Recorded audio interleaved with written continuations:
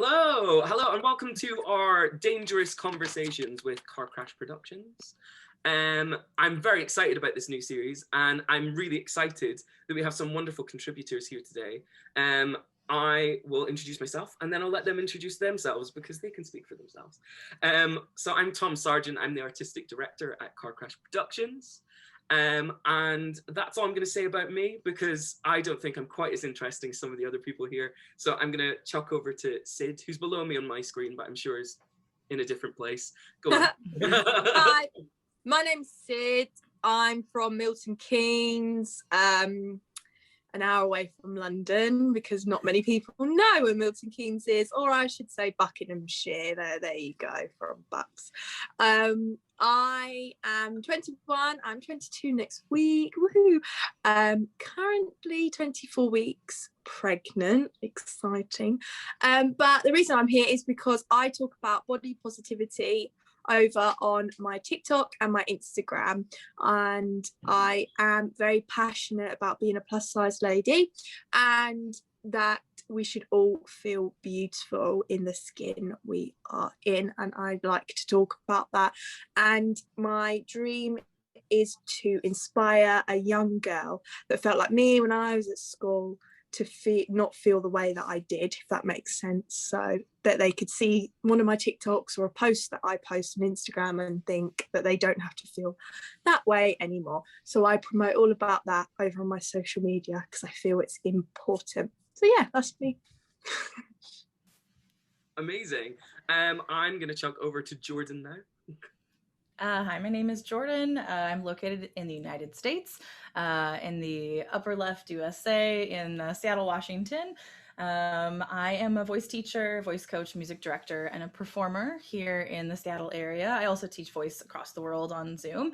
And I am passionate about plus size performers and equality in casting, and impassioning people to continue following their dreams and not allowing your body to dictate where you go and what to audition for and what you sing, because plus size people are real people and we tell real stories in the real world. So why can't we tell real stories on the stage or on YouTube or on TikTok? So I used to be a TikTok person, but I quit because it was bad for my mental health. I'm still on there. You can contact me on there as well. But yeah, so I'm just, I love being a plus size person, and I love other people too. But I think that it's the right time for us to be becoming impassioned about our bodies and about what our bodies do for us every single day, because they get us through the world and we should be thanking them for that. So well said. Absolutely. Thank you so much to both of you for joining us. So today, the kind of conversation that we are hoping to have is about body image, and we kind of want to break, I hate to call it a stigma, but I feel like it feels like a kind of taboo topic, and it really shouldn't. And that's kind of this conversation today, is to just open up these kind of conversations, and for anyone that's watching, allow you kind of to join in this conversation and hear our opinions. Of course, we're talking from our own experiences and our kind of our lived experiences, so we can kind of comment on ourselves and what we see, but it doesn't necessarily mean that we are speaking to your experience, but hopefully we are. So I guess with that in mind, I would just love to start by thinking about what is body image. Because I think that's such a potentially loaded thought. And I just really want to unpack that. It feels like a good place to start. Who wants to shoot us off? I mean, I can go first. Yeah. The question is, I guess, what body image means to us. Is that kind of the jumping off point? Yeah, I guess.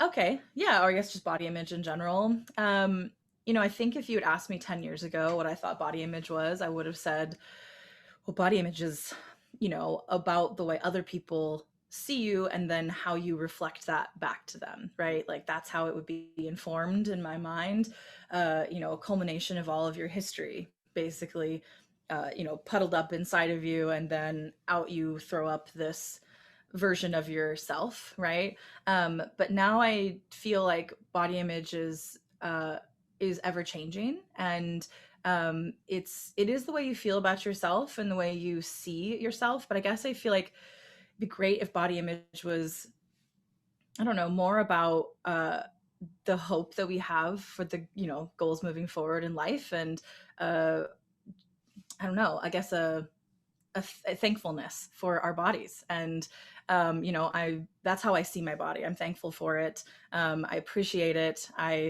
All these things, right?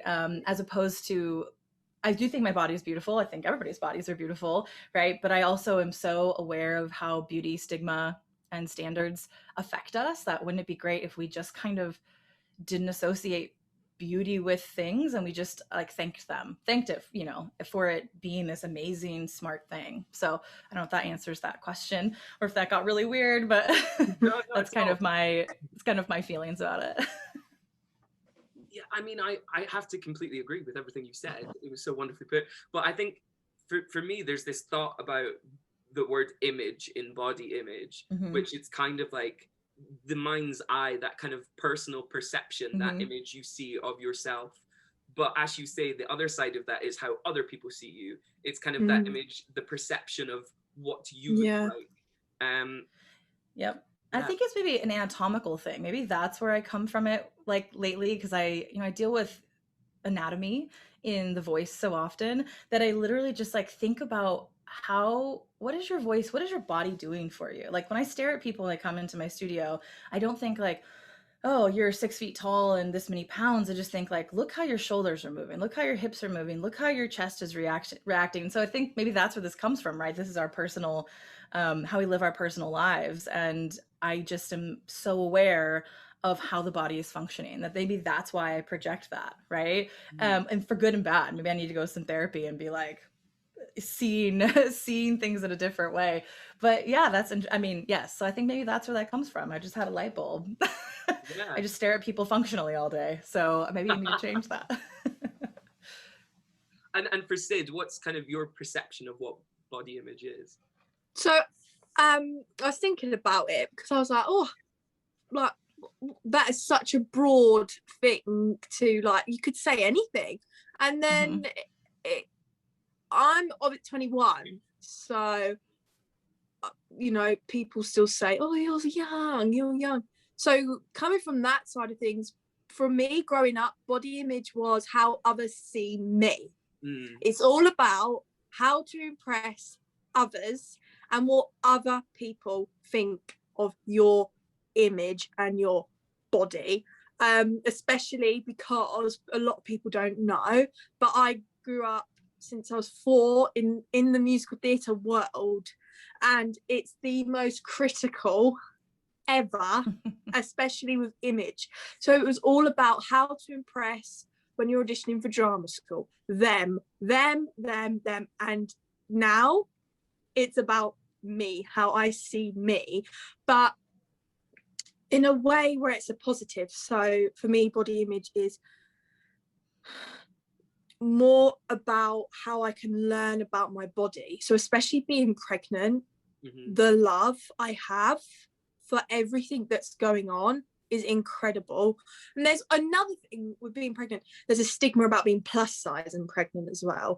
And you know, oh, plus size women, they don't get, yeah, we do.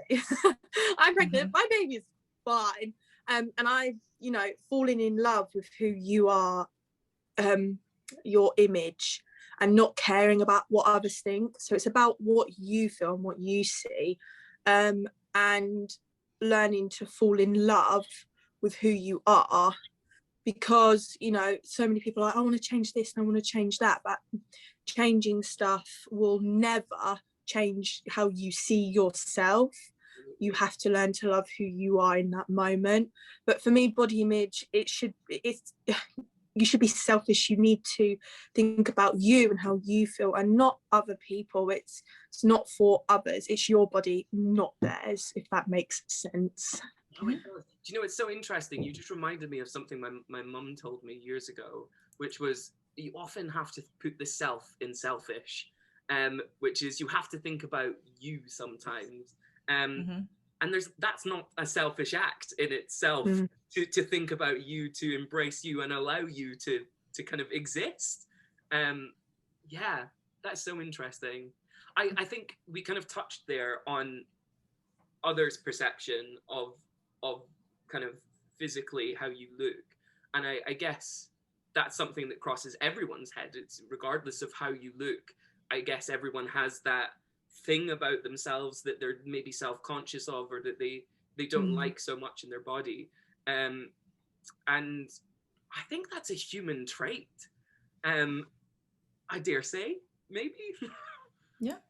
Yeah. Yeah, I think I just wonder sometimes if it's like, are we more affected by the way we think we're going to make people feel? Like, I think that that's something that, like, if you put clothes on in the morning, right? And like, I've been having this conversation with one of my very brilliantly plus size friends, and she's just like unapologetic, right? And I love that about her. And we'll have conversations about things, and I'll say like, I'm gonna, like, just a couple weeks ago I was like, I'm gonna wear a crop top to work, and like, I'm gonna do it, right?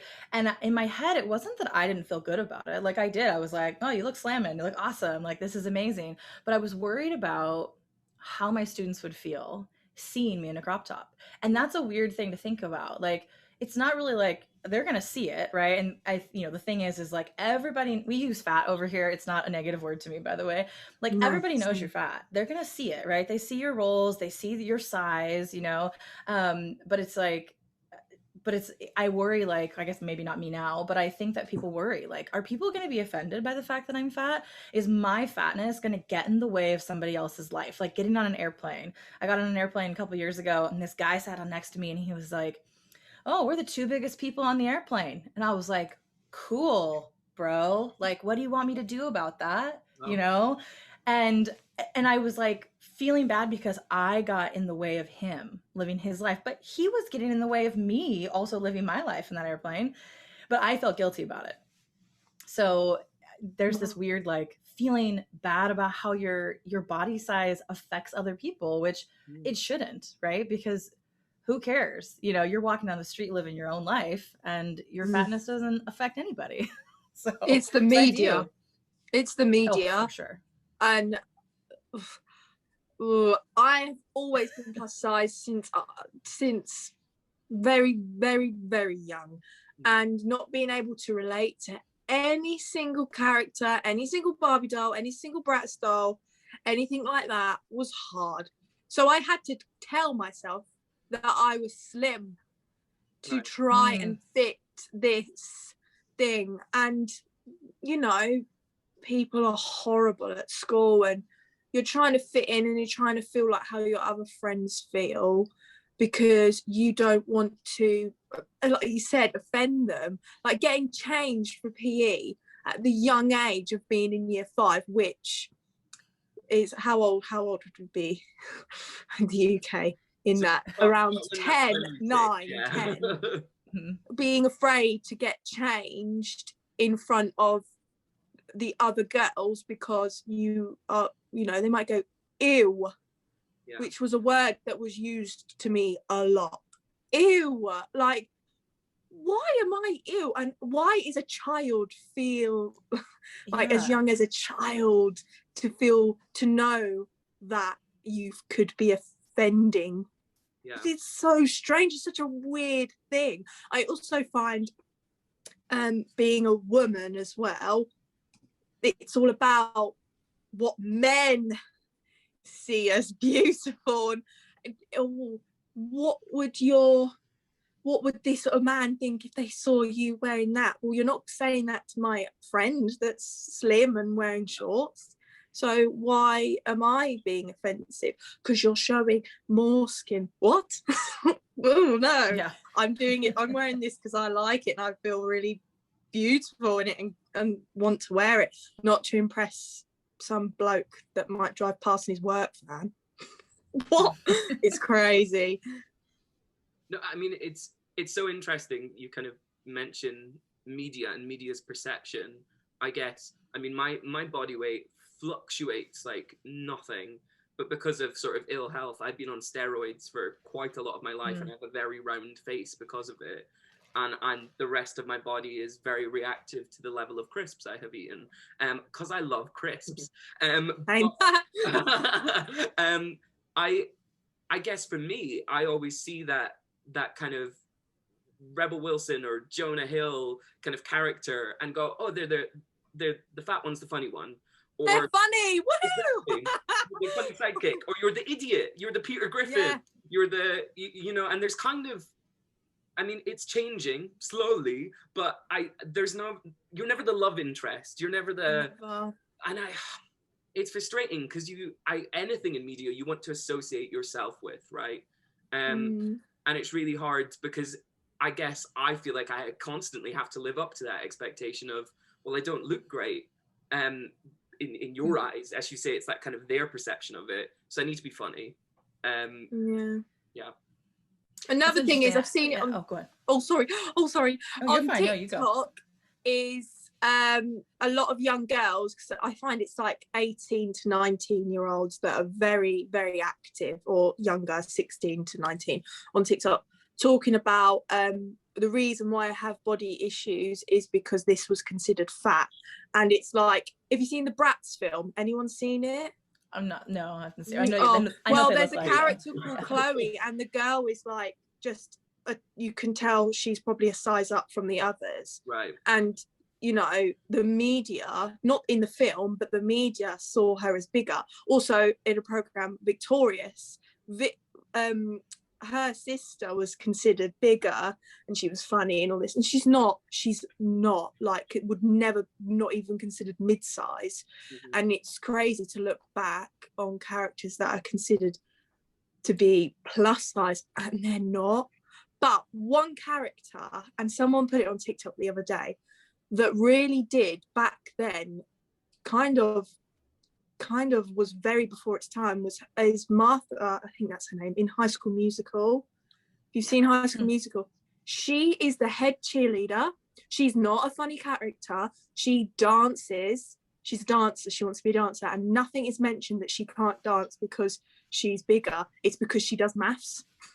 But then in High School Musical 3, she's the head cheerleader, and it's like, it's, you know, she doesn't have a love interest, but this because it's about Troy and Gabriella. But she kicks butt, and she's like the head cheerleader at the end of it, and it kind of went under the radar, and then till someone put it on TikTok and was like, she was our inspiration, but because she wasn't a main character, she wasn't, and because she was plus size, she wasn't spoken about. But she was a plus size girl who was an incredible dancer that wanted to dance and then became the head cheerleader. And that's normally like a blonde, slim, Barbie looking girl, and there she was, but it wasn't spoken about. And I'm glad people are speaking about it now, because it made me look back at High School Musical, because it's my all-time favorite, and go, oh my goodness, why did I not relate to this girl? But I was told by beauty standards to not look at her, even though I should have been, because she kicked butt. She was the head cheerleader and she was plus size. It was incredible to look back at that.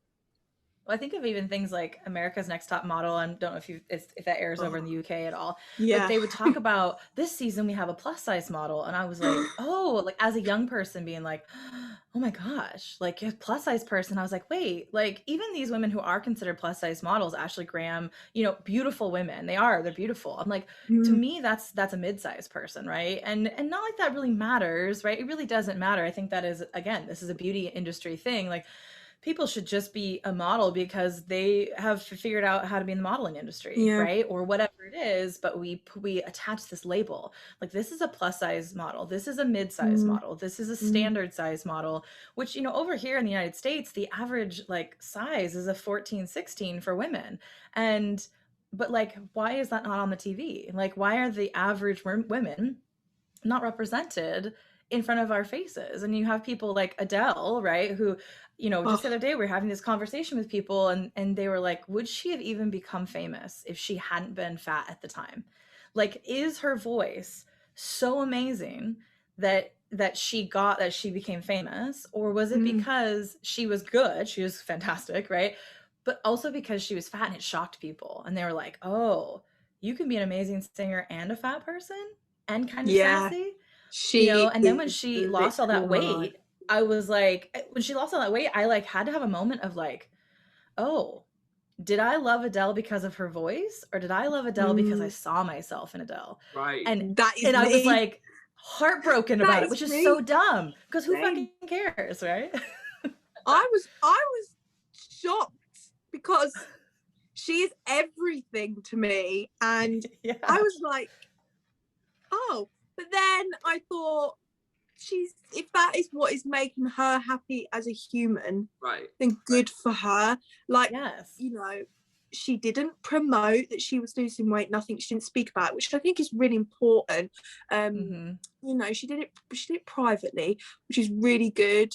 Unless she was asked about her diet, but I believe she was open in saying it was very, you know, just eating clean and exercising, which is, you know, if that's what you want to do, you don't have to want to lose weight to eat clean and exercise. You do what you want, but if that's what makes her happy inside, then of course. But like you, I went, oh no, I've lost my queen.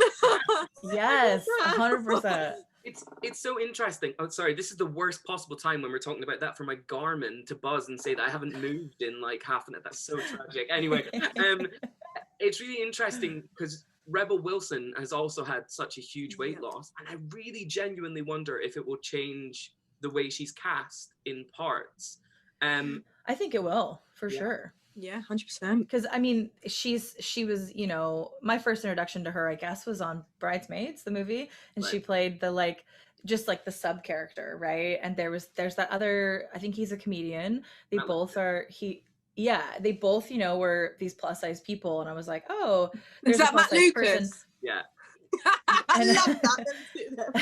But also Melissa McCarthy was in that movie too, right? So there was two yes. fat people in that movie, but both of them were funny. But I often wondered that about Rebel Wilson. Like, is she going to, will they always cast her still as the funny one? Or is she going to get some romantic roles? Because even as a thinner human, she's still not like at the standard, like Hollywood size, right? So, and there's always this saying of like, you either need to be really thin or you need to be really fat. You can't be in the middle, because if you're in the middle, people don't know what to do with you, which is like, so messed up, because what does that even mean? Like, what is the middle? But that's said to people all the time, like, oh, you're gonna be the funny best friend, you probably should gain 50 pounds.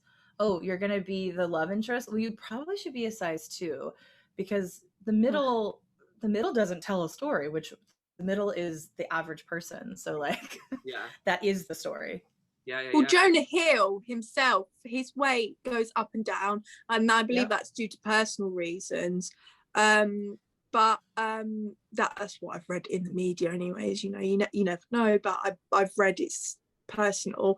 But he still does get cast as the funny character, and he is hilarious. Yes. But you know, he's always, you know, not just fat but ugly. That word is associated with it. I tell you, a film I watched the other day that really broke my heart was Shallow Hal. Oh yeah, that's an old bad movie. Yeah, that film, I don't know why I watched it, because it really triggered me really badly. And I love Jack Black. I think he's incredible, because he's so authentically him on TikTok. I think he's brilliant. So to see him in a film like that was kind of like sad. And that really triggered me. But it kind of also, it's a film that they had good interest, but it was just done so wrong. Absolutely. It was done so wrong. I got it, but it was so hard to see that the other how people around him, what he was seeing, were so disgusted that he was with this woman who was so lovely and beautiful on the inside and outside, like and it really, really hit me, and it made me question my own relationship. I was like, oh no, do my partner's friends see me like that? Like how his friends are seeing her. I was like, why did I watch this? I'm so silly for watching this. But then I thought, you know what? No, because I don't care what other people think. But I think that's such an interesting thought, that it's kind of fat and ugly tend to go together, I guess, as association. They shouldn't, but they do. And I wonder, of course, the media has a huge part in that, but I wonder if there's kind of some conditioning that we've had since we were kids that it's like, Yeah. oh well, you have to be fit and you have to be healthy, and if you have more fat to you, you are unhealthy, and things get bigger, and that's ugly. And I don't know if it's put so plainly, but I guess that's the conditioning that potentially is put into us at school. In the UK, probably, yeah. the way they go on at primary school level about being healthy, and I never ever forget this actually happened. Happened to me. A teaching assistant, I had a cake, Mr. Kipling's, right, so it's 2 sliced cakes. They're like that, and they're 2 slices. And the teacher assistant came up to me and said, "Do you really think you should eat both of those?" And I said, "What do you mean?" "Well, do you really think you need to start eating healthier?" I said, and I'm very gobby, so I went back, "Who do you think you are?" I was like in year 5, and I remember it. I'm very young at that stage. That's about 7, 8 years old, and I remember it. But I did say to her, "But she has it in her lunch, and you've not told her, you told me. Yeah. You've told me to not eat." And I didn't, and I was heartbroken. And then I looked in the mirror and thought, oh, she's told me that because I was the biggest girl in my class, and it stuck with me from such a young age that is what a teacher, a person that is in care of children, the primary school age, which is your biggest development into becoming, hitting puberty, to be told that was heartbreaking. And it made me look at myself differently and be ashamed to eat my lunch. I was always ashamed to eat lunch anyways in front of people. There is still parts of me sometimes that I get funny about eating food, because it does happen. Let's all look at the fat person eating, because if I go somewhere and I order loads of stuff, that people go, oh. But if my friend who's like a size 8 does, they're like, oh, that's fine. Absolutely. Because, oh, cool, she likes to eat. That's funny. That's cool. Like, oh, she likes to eat. Oh, the fat girl likes to eat. That is embarrassing, blah, blah, blah, blah. Why? Why is that a thing? Ugh. I think it's just the way we're taught to eat. And I think now that science has, advanced a little bit more, this thing, at least over here in the States, that's really big right now is intuitive eating, right? Eating because you're hungry and eating what your body says you want, right? Because, theoretically, if your body's like, today I want a steak, well, maybe tomorrow it'll say I want a salad, right? So it should all kind of balance out over time, but even, I don't know if this is a thing over in the UK, but here, teaching health, part of that is the teachers are, it's the responsibility, right? The lunches need to be balanced and all this kind of stuff, but no one ever has the conversation well, maybe this person actually needs more food because they're about to have a growth spurt, or because their hormones are raging, and no one ever talks about that. And and associating fat with unhealthy is just so damaging, right? It's the same thing you were saying earlier about being pregnant, right? People get pregnant at all sizes. People are healthy at all sizes. People are active at all sizes. They're incredible dancers of all sizes. There should be no correlation between fatness and healthiness, and also it's just nobody's business, right? But you're right. It's you go through a drive-through, and I sometimes will think oh, is this fast food worker going to judge me because I'm coming through this fast food line? But did they not judge the person in front of them? Just because that person's 100 pounds thinner than me doesn't mean they're healthier than me, right? And also, they don't know that I just ate an apple for breakfast. You know what I mean? It's all these stupid things that we tell ourselves. So it is going to come down to retraining our brains, or our future generations, to eat because they're hungry, and otherwise you turn food into what's the word I'm looking for? It's dangerous, or it's negative. Food is or you so can't touch negative. it, right? It becomes that's how binge eating comes about, right?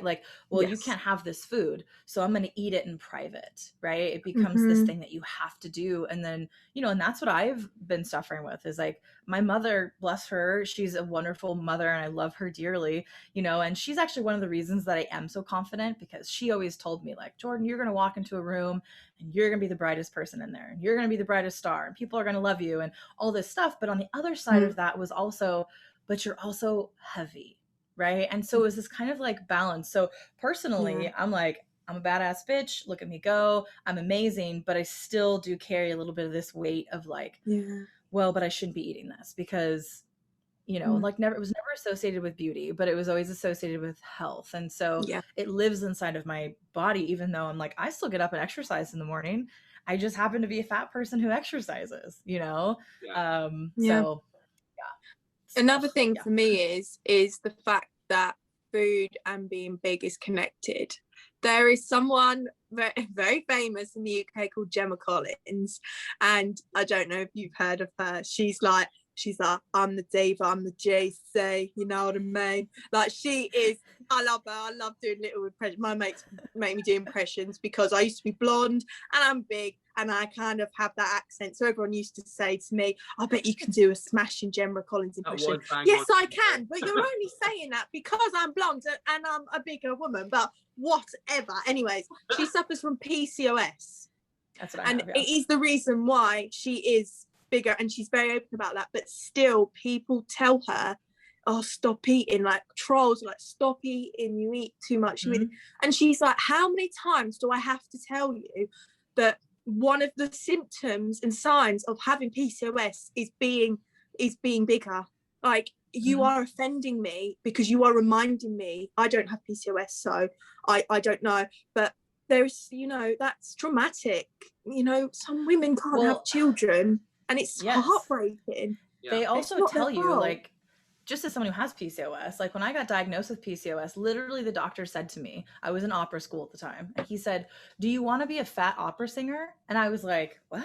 Like, this is a doctor. But he was saying it to me like it was my fault that I had PCOS, right? And I'm like, this is just something that I have. Like, I was 18 at the time. I was like, I don't even know what this means. And literally, like 6 months ago, I finally went to a doctor about PCOS because my fiance and I eventually would like to have a baby.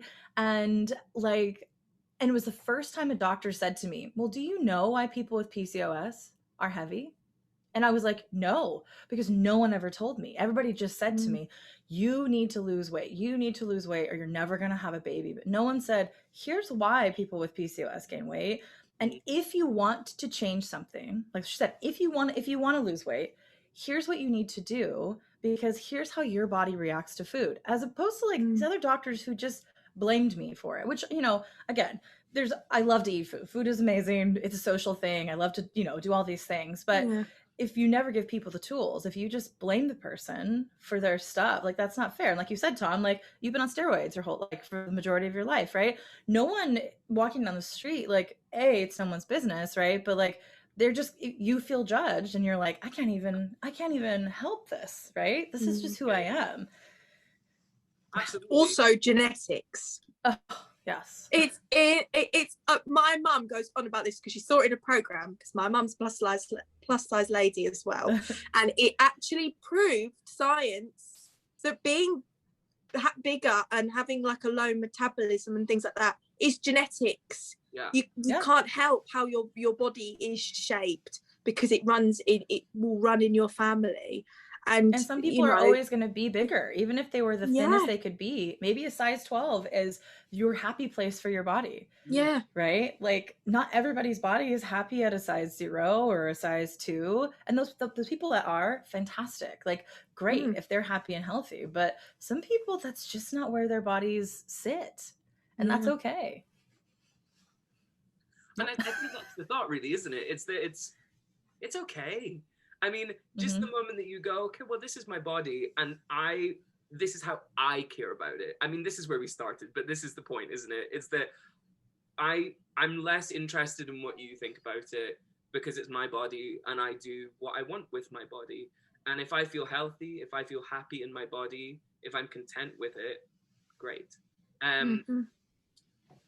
Yeah. And look at all the things that it can do, you know, and you know, I have a really good friend who's a personal trainer, and, you know, on Sundays we go for 2-hour long walks, right? And I'm sure people driving down the street are like, look at that thin person and that fat person walking, but we're having a great time. We're talking about life, and weight never comes up. And at the end of the 2 hours, am I tired? Yeah, because it's a 2-hour walk, right? And do my feet hurt? Yeah. And would they maybe hurt less if I wasn't as heavy? Maybe, but I don't care because I'm out there having a great time, and my body rewards me because it's a strong body, and it carries me up hills and it carries me down hills, and I get to play with the dog or whatever it is, and I'm just so, the older I get, I'm in my 30s, so I'm in a different age for myself, but in my 30s now, I'm just like, wow, bodies are amazing, and they just do these incredible things, and we sometimes abuse them, and we talk bad to them, but at the end of the day, they still wake us up in the morning, and they get us out of bed, and they carry us to the refrigerator, they carry us to the couch, or they carry us to our work and our homes, or keep us in quarantine, whatever it is. But they're incredible, and they should be celebrated as such at any place. They're just so smart. So going off that, like, honestly, since being pregnant again, first time being pregnant, and seeing the change in my body and what it can do has not only made me feel like, wow, women kick butt, man, like, we're super cool, but also like how special our bodies in general, no matter what gender, like how incredible that this can happen to me, and that my body's like doing it itself. I'm not telling it to like my stomach to grow or the baby to grow. It's just it's happening right now, and it's like so strange.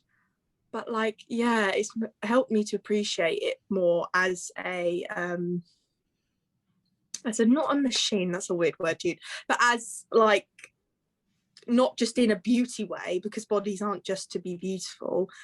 Yes, bringing new life into the world is beautiful, but how crazy is it, and how clever is it that that's what's happening right now? I just find it so it's quite an emotional thing, really, to think about. And don't, because I cry at everything now. Everything just makes me cry, like dogs and things like that. I just cry at everything. But like, it's just crazy just to sit and think that changes are happening right now, and I don't even notice it yet, but I might notice it tomorrow or next week or something like that, because I think, going on to that, bodies are just in the media supposed to be sexualized, and it's just like, why? Bodies do amazing different things, but they're supposed, they're just seen as a sexualized thing, which is really strange to me. Well, and we tend to sexualize, I don't know if this is an American thing, but like, we tend to sexualize young bodies, like what people look like. If you think about like the fetish of like a schoolgirl fetish, right? Like, that's kind of really fucked up and gross, because that means you're fetishizing a 16-year-old body, and like, women and men, everybody's body changes as we get older, right? And so to sexualize and expect that people are going to stay looking like they did at 16 is not achievable, and also disgusting, because like, that's just not, we as adults should not be fetishizing young people. That's just definitely not. It's that sort of rhetoric that we're told when we're younger that makes you have that own stigma about your own body, because you go, well, why is my hair starting to fall out? Like, why is that happening? Why is it going gray? Why is this drooping? Why is this sore? Why is this getting bigger? And it's because the body does that. It's like a flower. It's natural, it grows, it changes, it could go any way, and our bodies are exactly the same. And I were never told that. I mean, I guess it's really interesting about kind of you talking about sexualizing adverts. An advert that really sticks in my head, and I will never shop there because I'm not the target market, but the Marks and Spencer's advert that had the 4 women who were over their 40s, I think, as models. And I don't know why that is the image in my head, because I think it's real people. And I'm like, oh, but that is often the market that will shop at Marks and Spencer. I'm sure there's other people. I'm sure there is. But it was good. Food hall's brilliant. Right. Is it Colin the caterpillar? Colin the Can caterpillar. I talk about that at the moment? Is that still in Oh court? dear, Aldi. I feel like as an American, you probably have no idea what we're talking about. I'm like, I don't know what you guys are talking about, but I'm like, you guys are just so cute that I'm like, I love it. Our I'm all about it. supermarkets are arguing because Colin the caterpillar is like quite a famous cake. It's a caterpillar cake. That M&S, Okay. quite a M&S is a middle class. If you're middle class, you shop at M&S. Aldi is like for working class and shop, yeah. It's very affordable, and they've made a Colin the caterpillar, and they are actually arguing on social media about it. That's just that is just such a British. How British is that? I mean, they look a little bit alike. Yeah, they look a little bit alike. So M&S ain't having it, and then Aldi have just made loads of jokes about it on their official Twitter. If it's official, then you know. Yeah, I mean, how are they actually? Like, is that actually happening? And like, it's all over the news, and people are loving it. Like, honestly, anyone I meet's like, "Have you heard all this drama with Colin the caterpillar?" Yeah, I was just so like, "Oh, how is that happening?" But yeah, that's what we ended up on cake, but I feel it tastes good as well. Good conversations go to cake. Yes, but I feel like that's a nice kind of segue onto thinking about social media, and I guess this new world that we live in, which I should really stop calling it that because it makes me sound like I'm very old. I'm 27, but I guess I'm a generation that grew up without it and then had it, and then the generation below me have never known a life without social media. Mm-hmm. So I fear, kind of working with young people a lot, that their entire impression of what should and shouldn't be is based on what they see on social media, which is not just their friends. It's people with influence who tweet or post on Instagram or post on TikTok and say something that is their opinion that is not necessarily right. Yeah, I think, it's such again, in my 30s, there's a whole thing on TikTok about, well, someone's old if they don't have a side part, or they don't have a middle part. Here's my side part. And if they're wearing skinny jeans. And I was like, hold up, I don't even feel good in non-skinny jeans or leggings. But it did bring up this whole thing where I started to second guess myself, like, well, do my younger students not think I'm cool? And like, but what if I wear this outfit that I don't feel good in, right? Like, we want to feel good. We're talking about that, right? Feeling good in who we are and our bodies. And I was like, well, I don't feel good in mom jeans. They don't make me feel like I look the best I can look. And however vain that is. And I started freaking out about it. Like, oh my gosh. And then I felt like TikTok outed me. Like, now everybody knows that I'm not supposed to have a side part, because now I'm in my 30s, and I just I tried a middle part. I know, and I it's not me. It looks adorable on other people. It is not me. I look real good with the side part. I look real good in skinny jeans. It emphasizes the places I need to emphasize, and social media has just kind of, it almost like creates opinions that then everybody gloms onto, and then they take those as fact. Whereas before the internet, like you say, and I didn't have the internet really until I was pretty much right at the end of high school, right? It's like college was Facebook had just become the big thing in college. I joined Facebook when you still had to have a university email to get a Facebook account. That's how long that's how long I've been on Facebook. Just the other day, Facebook was like, is this still your email address? And I was like, no, because I've been out of university for 10 years, 15 years. So anyway, and so, but that's just what happens. People are like, well, this is fact because this really popular influencer said that this is what's popular, this is what looks good, right? And that's the same thing that goes with body positivity, I think, too, right? There's a lot of influencers now who are amazing and talk about not even body positivity, but just real life bodies. Like the Bird's Papaya, she's based out of Canada. She is just body positive about life. She just had a baby. She's like, look at my stretch marks, look at my belly, look at this belly that's never going to go back. And I love that. I think that's so cool. I'm like, I don't look like her, right? She's still a thin person, but I can relate to her. And I think that's what I wish social media was being used for. Like, Yeah. why aren't we using it to relate to each other as opposed to find division? Like, I don't get that. Like, why are we dividing it? Like, look at Yeah. us. We're on Zoom together. We live in very different parts. You know, I live Absolutely. billions of miles away. It feels like Yeah. thousands of miles, you know, but here we are, and we have this commonality, which is theater and a love for celebrating the human body. You Yeah. know, like, we should be using that as our fuel as opposed to the opposite. Like, people need to stop judging me for my side part. So. Oh yeah, I'm actually considered old on TikTok as well, and I'm 21, 22.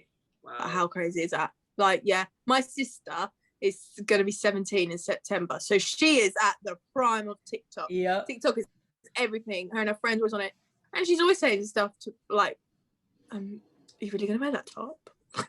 Because like this person wouldn't wear it and all this, and like to her, fashion is everything.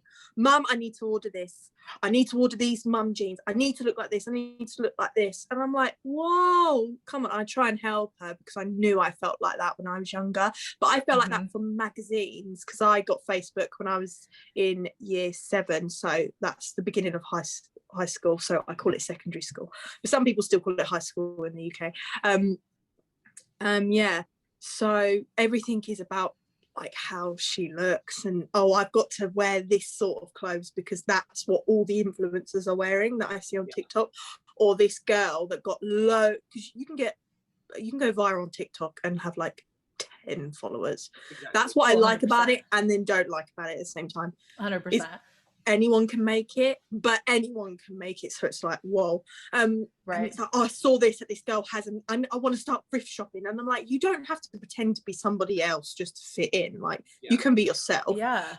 But people need to learn the difference between I can say what I want and hate speech, because this is why I've stopped doing TikToks, because of the hatred that people have for people that are just themselves. You know, people are starting to become very open on how they feel about the LGBTQ community, on how they feel about the Black Lives Matter movement, and they're so hateful. But those people are just trying to be themselves and talk about subjects that are really important to them, and to educate. And it's beautiful, and invite you into their community to understand.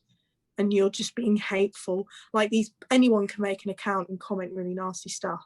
I had someone create 20 accounts under different names just to comment hate on my videos to try and stop me. They made an exposing me thing, because they tried to say I was lying about my size, which why I would when I talk about body positivity is beyond me. And I was ashamed to be plus size when I talk about being plus size, which didn't make any sense, trying to stop me. And I said, you're just fueling me to keep going. You're giving me a reason. But someone younger than me, and someone not quite at the level of self-love I have, that would have destroyed them. And I'm not gonna lie to you, sometimes it did get to me, because it was constant every day. This one person, no matter how many times you block and report, was still being able to make, different accounts. How many emails this person must have is crazy. But and you could tell it was the same person, because they were saying the same things, and it was actually someone I knew. I don't know who it is, but they said they knew me, and we went to school together. And I was like, how can someone be so hateful when I'm just trying to spread such a nice positive message and invite people into a community that isn't spoken about enough, and to inspire a younger person to not feel the way that I did growing up? How can you be so hateful? And that's why TikTok for me is just sometimes too much. Yeah, it's too much. I agree with you. That's why I left. I was like, if people, and this comes from the voice community, which is different, but people would start saying things like, well, this teacher said this, so you must be wrong, as opposed to like, take the information that people are giving and go do your own research. But I think, as far as hate stuff, hate speech is, needs to be eradicated from social media. But I think part of it also comes from the power that we give to words. It's like, that's what I was saying earlier, like saying fat is not bad to me, because if you give someone power to say fat to you and then you're offended by it, well, then that fuels them, right? As opposed to like, well, I'm just going to stop worrying about it. I'm just going to call myself fat so that when you say it, it doesn't really do anything to me. You know, it's like I had this kid when I was in high school. I was 15 years old and we were both walking to the public bus stop. And I don't even remember what was going on. I'm sure I was being sassy because I was 15. And he said to me, well, you're fat and you have acne. And I was like, well, I do have acne because I'm 15. Also, like, okay. But he said, called me fat. How And is that as a an 15 insult? year, Like, yeah. okay. And I tried to look him up the other day on social media and I couldn't remember. But, you know, it was like, but as a 15-year-old, I was like, oh, well, people are noticing that I'm fat because I didn't notice that about myself. And I still, even to this day, I like forget. Like I literally forget because it's just not, it's I don't concern myself with it. Like, okay, whatever. Like it's just, this is what my body does. And like I said earlier, I look at bodies kind of anatomically. This is how my body functions for me. And today I'm breathing really well and my voice is working. Like really all my life is based around how I sound when I sing. So if I'm having a good voice day, I just am feeling myself. But like, it just, you know, it's the power we can take away. And so I hope that through some of this body positivity movements and things that we can just start kind of normalizing the words that people used to use to try and hurt us. And the more we can get rid of that, then the less offended it is. And those trolls kind of lose their steam.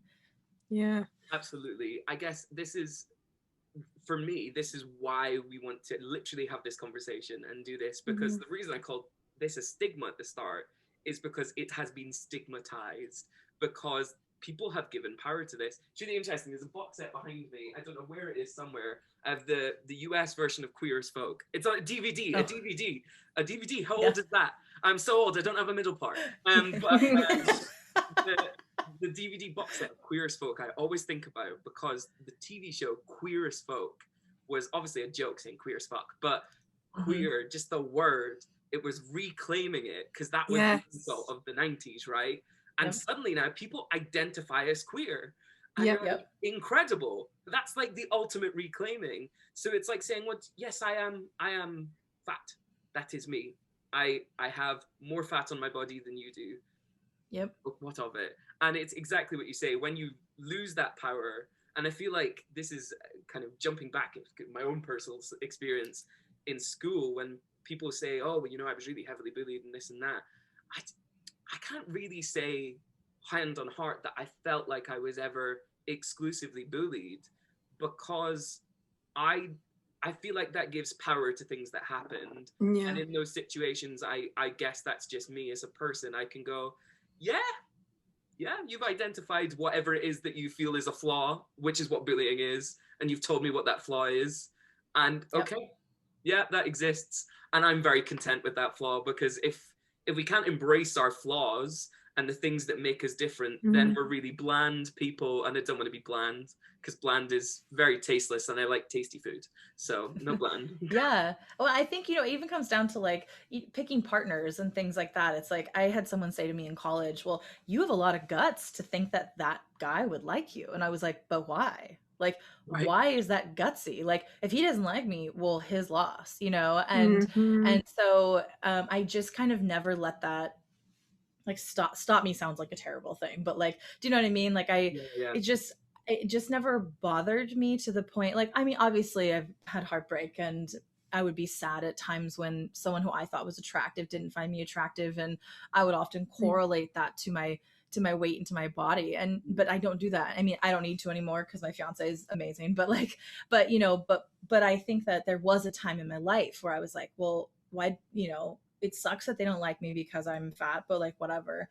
Whereas now I'm like, wow, really truly loving somebody. Like, there is obviously attraction, but like, you really are attracted to somebody because of who they are as a human. And, you know, if you really love somebody, you kind of love them at all parts of all weights, at all emotions, depressed or happy, or, you know, in the middle of quarantine, like, like there's like, love is, you know, love is complicated, but it really isn't based on, it really can't be based on looks to a certain extent. I mean, there needs to be attraction there, at least, well, in my life, there needs to be an attraction. Some people don't need that, and that's totally amazing. But yeah, like qualifying your worth because some dude in a bar or some woman in a bar wasn't attracted to you, you know, like, and that's a hard thing to teach, but we teach that in movies, right? It's like that's that like scene in the movies when they slow walk through the bar and everybody's frozen except for the guy across the bar who's the most attractive, and you lock eyes, you know, like that's the bullshit that we teach our young people, as opposed to like, you know how it really happens? Like you're just sitting in a bar and you spill a drink on yourself and you look like a fool and you walk to the bathroom and you run into them and you're all a mess, and then you realize like, oh, I probably should have talked to that person, and then they find you on Facebook. Like that's really how it all works. You know what I mean? Like it's not like that romantic anymore, or maybe it never was. I don't really know. But no, I don't know. Yeah. No, onto romance. So my sort of age bracket, and going on kind of what you said, and feeling like, oh, why doesn't that person find me attractive? Now, we grew up with a program. You have Jersey Shore, we have Geordie Shore. Oh my right. God. Geordie Shore was all about young girls pulling in a club and the men. And we grew up watching it. I love it. I think it's kind of hilarious to see that people, you know, cool. If you're confident enough to be like that, you're not harming me. You're not harming anyone. Cool. Do you? I love party life. I do. You know, I'm pregnant. I'm not having a drink now, but I love to party. I love it. I have a soul. I'm in the middle of the dance floor, unapologetically dancing. I can't even speak. Unapologetically dancing. But for us, it was all about pulling. You need to pull. You need to go on a night out and you need to pull a man. Like get somebody, like bring them home? Yeah. Is that what you're, okay. Like, oh, I'm on the pull. Good acting I'm on the skills lookout. up there. I'm on the hunt. It's almost like hunting. It's a weird thing. And like in Geordie Shore, the girls obsess over it, and the boys as well, obsess over it. And if they haven't done it, it's a fail. So then, because we grew up with it, that's what, like, as soon as I turned 18, my friends were like, because I was single, let's go on the pool. And I'm like, yeah, let's go on the pool. I'm bisexual, so I like all people, no matter what gender does not exist to me. It's perfectly fine. So I would be heartbroken if the person that I was interested in, like, wanted to pull, was not even batting me an eyelid. And it would hurt me. And I think it's because I'm fat. It's because I'm fat. But I don't know their sexuality. I've not even spoke to that person. I don't know if they find me attractive, because they might not like me because I present female. So they might not find me attractive because of that. It might not just be because I am fat. But Geordie Shore, that Holly, who was on it, because I love Geordie Shore, was the bigger girl. And now she's lost loads of weight. And, you know, she used to say, it's because I'm fat, that's why I can't pull, and all my friends are so slim. And it was all about being on the pool and taking a man home and sleeping with them. Nothing romantic. Honestly, for me, romance was like, we were brought up. I was kind of seen in the media that once you hit 18, that's it. You need to start being sexual and getting yourself out there and being on the pool, and, you know, it's how, you know, the higher the number, the better. Well, obviously in women's case, it's seen as the higher the number. Ew. But I don't care about that. I don't care about anyone's number. It doesn't bother me. And I actually am one of these people that can't cope not being in a relationship, because I have something also I speak about sometimes. I have borderline personality disorder. So it's all about relationships and being a bit scared to be on your own and stuff like that. So I've always found myself to be with a partner and doing anything I can. But I always felt part of it is, I think they're going to leave me because I'm fat. I think they're going to do this because I'm bigger. And it's luckily I've learned to love myself and know that it's not about that. I'm very lucky. My partner now, he's a plus size man, and so it's really nice because we relate to each other, and it's nice to be with somebody that understands how you feel. Not saying that, you know, plus size people should be with plus size people, because definitely not. That needs to go out the window. But for me, it's so nice because we relate to each other, and he's very supportive. And he helps me on my low days and stuff like that. But for me, growing up was all about you know, being a sexual woman and being sexy to men or to, you know, whatever gender and pulling. And if I went home that night when I was single and I didn't kiss somebody, I honestly would go home crying because I thought it was because I was fat. Yeah. And it's just horrible. It is. I think it's interesting right now, like exactly where we're at in terms of dating. I guess as the single one of the three of us, things like Tinder and Bumble and all the apps. It's the only way at the moment because you can't go and meet people at all in real life. It's so polished. Like the image that you present of yourself is the filtered, really nice, I posed for this for 10 minutes pictures, because you are selling yourself. Like it's the product. You get a swipe in a second, you're gone or you're not. And then your chat has to be impeccable. I like talking kind of the opposite of this Geordie Shore world, where actually it is about a conversation, which is really exciting. But before you get to that, it is really superficial and you're kind of based on the look of someone.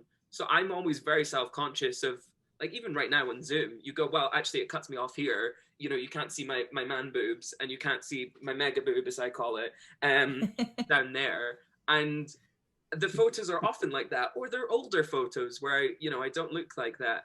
And that's awful because I should just look like me, because that is what and I'm happy with that. Well, yeah, that's what people are going to fall in love with, right? They're supposed to fall in love with you on your, good days, bad days, middle days. Like the other thing I was thinking when you're talking about like this idea of going to the club and like, well, you don't know if that person's attracted to you for whatever reason. But the other part of that is like society also, I think, puts this little buzz in our brain. Like, well, should I be attracted to that person? Because what if my friends don't find that person attractive? And I think that's the same thing back. Like I had a person in my, I'll call it my past life. I was married at one point before. And so in my past life, when I was married at the time, she was dating this guy and he was so wonderful to her. Like she had always dated really kind of asshole people, right? That only wanted to be with her because she was beautiful and this party girl and stuff. She found this guy who was amazing. He was sweet. He was kind. Well, her cousin made a comment about, well, is that the guy that you see yourself with based on the way he looked? And she dumped him.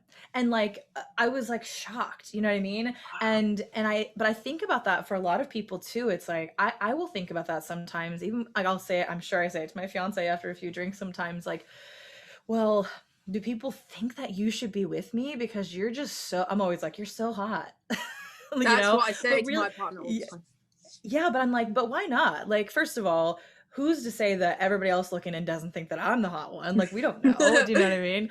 And like, but it really shouldn't matter, because it really should, like you were saying earlier about body image, like it's about you and you want to love yourself. And it's the same thing about being in a relationship, right? It's like you're as a couple together, two people, it's about you. And who cares what the outside world thinks? But social media, you have to put it out there. And if it's not the perfect picture of both of you, people judge you. And do they say, well, she's way better looking than him, or he's way better looking, or they're not equally on the same plane. They always talk about, you always date within your number. If people are on a scale of 1 to 10 and you're a 7, you're either going to date a 7 or an 8 or a 6, which is like so damaging. Like just be with people because they add to your life, right? That's why we should be sharing our lives with another human.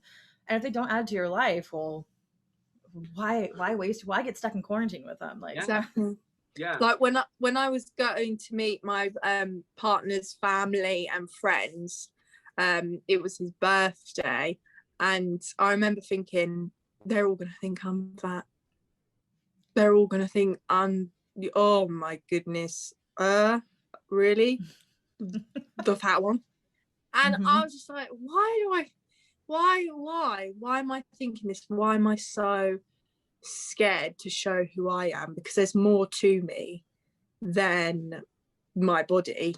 I'm loud, and I was drunk, and I was dancing away. And actually someone said to him, is that Sydney, the one that can really dance? And no one said well, someone said the one with the big bum, but I take that as a compliment because Yeah, having that a is a big bum compliment. nowadays is Absolutely. like, oh, thank you very much. With a nice bottom, oh, lovely. That's a compliment to me. That's not, I don't find that offensive at all. But yeah, someone actually, the one that was really dancing, having fun, and I was like, and it was a family member, and I was like, that's really nice. That's nice to know, because I thought they would go, really, I mean, she's a big girl, you know, da da da. But it's what we've been trained to think, that that's what people are going to think of us, when actually personality, my mum always tells me, personality shines through. Personality shines through. She says another quote which is a bit it's a bit horrible. She says, you can't dress a turd. And she's not talking about a poo. She's not talking about how someone looks. She's talking about who they are in here. Yeah. You can't disguise. You know, it could be the most beautiful woman in the world. This is what she means by this, or person in the world, but you cannot disguise who they are on the inside. Yeah. Because that's what matters. And it's funny because my mum jokes about everything. She makes jokes, so she'll always say, you can't dress a turd. And that's her telling me, you can't fake being a good human or having a great personality, and it will always shine through. And she's always said that to me. Your personality will always shine through. That's true. That's such a wonderful sentiment. It's so true. It's really funny, by the way, on the turd front. I promise I'm not going to tell you a poo story. I always had a phrase that when we were working in theatre, if the show was really bad, we knew it was a bit of turd. And I worked with this wonderful technician once who came up to me. We knew the show wasn't great. And I won't say what show it is. The technician said, you know, you can put glitter on a turd, but it's still a turd, just covered in glitter. That's pretty much what my mum says. And it's the same thought, isn't it? But yeah, one place I kind of wanted to drive the conversation before we finish, because I think it's really important to note that we've talked about how things affect you and what you can put out into the world. I think it's really important to know that there are really positive things out there in the world. We've talked about some really positive kind of online TikTokers and other people on social media, but there's so many people that are mainstream, really body positive people, like Lizzo. I see this, and I swear I need to justify it once I've said it. Shrek. Because I think Shrek is, as a character, the entire story of all of Shrek is embrace you. And that's, I think, one of like the highest grossing animated films ever. It's so popular. People love Shrek. But I mean, things like that they exist. And I think TV shows and other things in our media are kind of starting to embrace different sized characters for being human rather than the characteristics that we stereotype with them. And that will, I think, hopefully keep changing. I think the more that we can change our own narrative, and I think that this even comes back to what I was saying in the beginning about seeing a body's function and how strong it is, right? Is that's just because that's how I've started to train my brain, right? Again, like I said, 10 years ago, if you'd asked me, I would have just said like, oh, that person's thin, or that person's beautiful, or that person's whatever. But now I've just trained myself as much as possible. I still have days where I'm low or I slip up or whatever, but the more we can train ourselves to see the human as the human, and as the body that they're in is just the carrying device to get them from point A to point B. And, you know, like we have to just train people, retrain our brains to see that. And there can still be value in a body, and there, you know, as far as like whatever its function, or, you know, I don't know, even I'm sure there are things to value about the way a body looks. I'm sure there is. I just can't let my brain go there because it's unhealthy for me. But training ourselves just to be that way and to be more accepting. And I agree, the world is going that direction. I think we also see the negative more often, because the loudest people in the room are often the most negative. And that's who we hear. It's like a troll on the internet. It's like you were saying earlier, Sydney. It's like that one person was a total dick to you, but they're probably in the comments were thousands of other people who were like, you are amazing and you're a badass and look at you go. And that one person, that one troll is the person who is the loudest in the comments. So Yeah. but it's hard at the moment to see that, because you're like, that one person hates me for whatever reason, and that sucks. But the more we can just keep moving towards positivity, there's always going to be assholes, there's always going to be racists, there's always going to be all these people that bring the world down. But if the majority of us are going in the same direction, right, then eventually the place that we get to is going to be so much better for the future humans that we get to create and bring into the world, or whatever. Yeah. I've just been sat thinking about Shrek, right? Because I knew it was incredible, but just thinking about how actually amazing it is as a film series. Yeah. The princess falls in love with the ogre. Yeah. And she's an ogre. And then she's and then she is. And you know, when Lord Farquaad goes, "Oh, she's disgusting," he goes, "No, she's not. Wow, she's even better, because I can see who she truly is." Yeah. And then in the second one, where he tries to change, agreed, best sequel ever. She goes, "Oh, no," and let's just talk about Saunders. I mean, her singing is just, that song is just iconic. But anyway, holding out for a hero. Anyway, sorry, continue. Yeah. No, don't do it. So the fact that when she sees him, you know, to this, you know, this gorgeous whatever, you know, the, you know, bloke, she goes, "No, where's my Shrek? Where's my Shrek? This ain't my Shrek." And I love that they get Prince Charming to pretend to be, because she knew the personality. "No, this ain't not my Shrek. Why you're acting different?" You could tell that a cartoon she wasn't attracted to him, because it wasn't him. And Donkey as well. I love that also Donkey is like that, because he is himself, and a donkey is an insult. Like calling someone you're a donkey. It's, you know, you're an ugly as a donkey. That's like a really old insult that people used to say. And he's like, kids love him. Kids love Donkey, because he is so himself and fun and very relatable to just being, you know, crazy, but very loyal and kind. And do you know what I also love about Shrek is Prince Charming isn't stereotypical Prince Charming at all. Like, he's actually very feminine and very flamboyant and not your typical straight Prince Charming that's handsome. Yeah. You know, he's very not what you would think. That's what I love about Shrek. And also the musical is incredible. The song Freak. The musical, The Freak Flag Fly. Yeah. Freak Flag Fly. When I watched that, I sobbed. That song is it's incredible. I guess interesting. I mean, you know, we could do a TED talk on Shrek at this point, but like, I think the more you think about it, I think thinking of Lord Farquaad as a character who's the baddie, I can't even say that I would class him as a bad character even. Yeah. I think he's a small person and he has good intentions. He wants to raise himself above his stature. And I think that's his own image again. I mean, he literally consults a mirror within the first 10 minutes of the movie. And I don't know, I think that's why I really think this is such a great film, and the whole series. Amazing. Because all of the characters have to address who they are. And I guess in the musical, Who I'd Be is the end of Act 1. Love it. I just think, be more Shrek. That's my mantra, I think, for the next week. That's actually a quote, isn't it? Be more Shrek. I've heard a lot of people say, be more Shrek.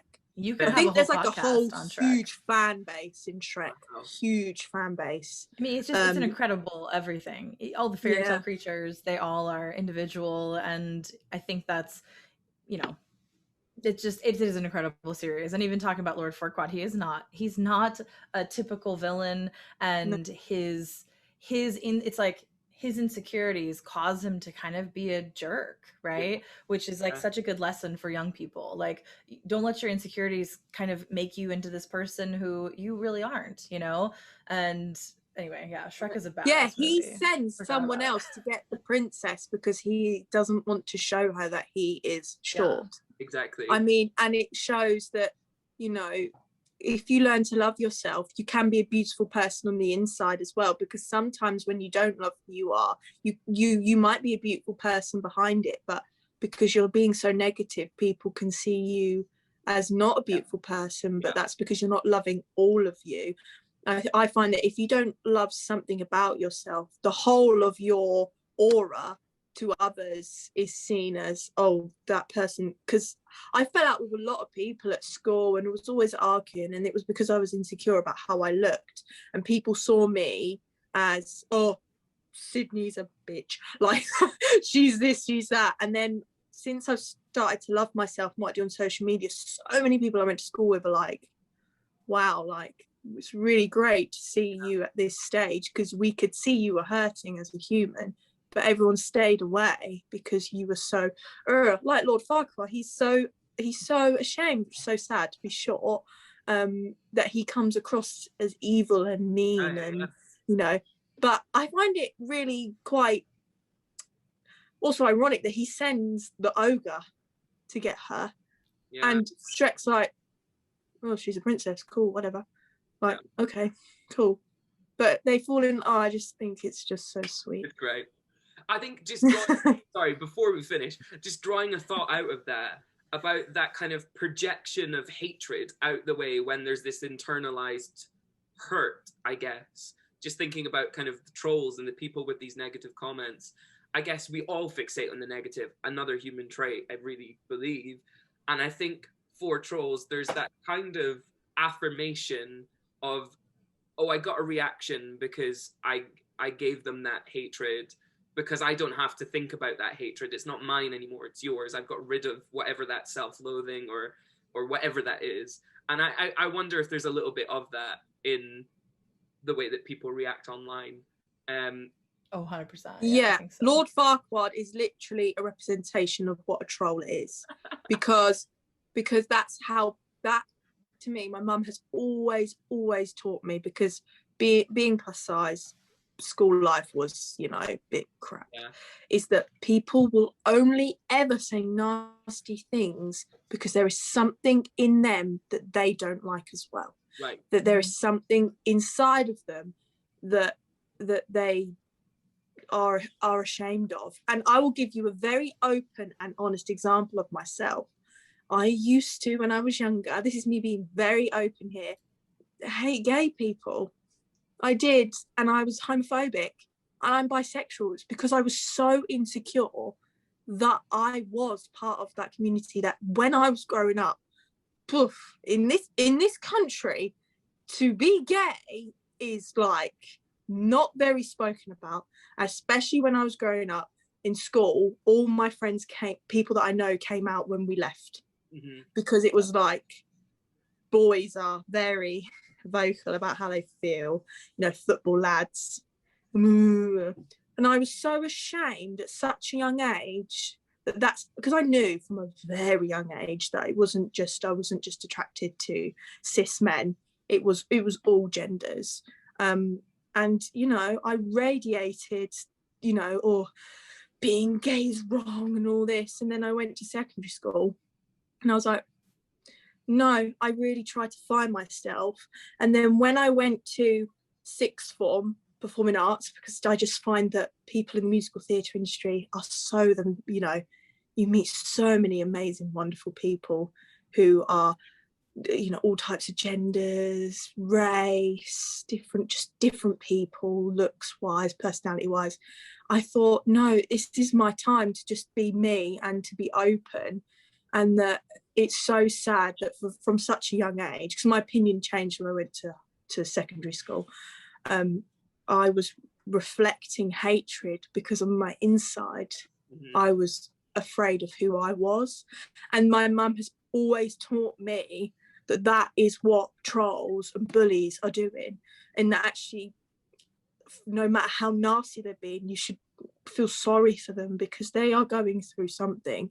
And for someone to be that hateful, there's something in their life that they are very insecure about. And normally I find it is to do with how they look, and not just, other stuff like what I just mentioned. But I always give that example, and I'm always very open about that, because it's very important.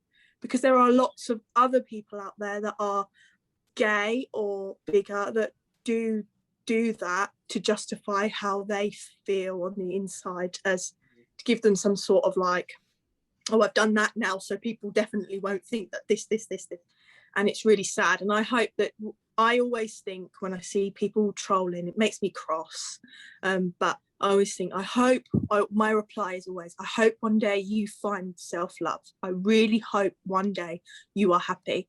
And they come back with, oh, the sarcasm. And I'm like, no, I genuinely mean it. I really genuinely mean it, that I hope one day you find happiness, because there's something inside of you that is broken. Yeah. I always just hope that people, continue to grow as humans, right? Yeah. It's not a bad thing to learn and change. And I think that's one of the things that COVID, being in quarantine, has taught us, and having to only face the reality of the world as it is, whether it's racism or body image and that kind of stuff, is we had to sit in quarantine and think about all of this shit. And I think that there's been a lot of growth in humans, and it's okay to admit that the way we thought before was outdated or old, or that there is new and better things. We can arrive at a better place, and we should, right? I mean, we should always strive to be better than the day before. And some days you're going to fail, and some days you're going to exceed that. And as long as we're taking 2 steps forward, that 1 step back every so often isn't a big deal. And admitting those kind of things it's powerful. And other people are going to relate to you, because you've just said that. I can relate to you about that same thing of feeling like I didn't understand different parts of communities and different people. And again, musical theater has been just eye-opening for that. I'm so thankful for musical theater because of it. But yeah, we should always be growing and changing, and learning is a great thing. And there's no shame in admitting that you have become a better person than you were the day before. So I feel like that's the most wonderful sentiment for us to finish on. Yeah. Thank you so much, Jordan and Sid. It's been an absolute pleasure to talk to you both. Oh, thank you. So fun. So fun. Yeah. Oh no, I'm glad. Thank you so much, both of you. I hope you have a wonderful evening. Thank you so much for your openness and honesty. And hopefully we'll chat again soon. 100%. Thank you so much for this opportunity. Yeah, so fun. Thank you. Bye. Bye.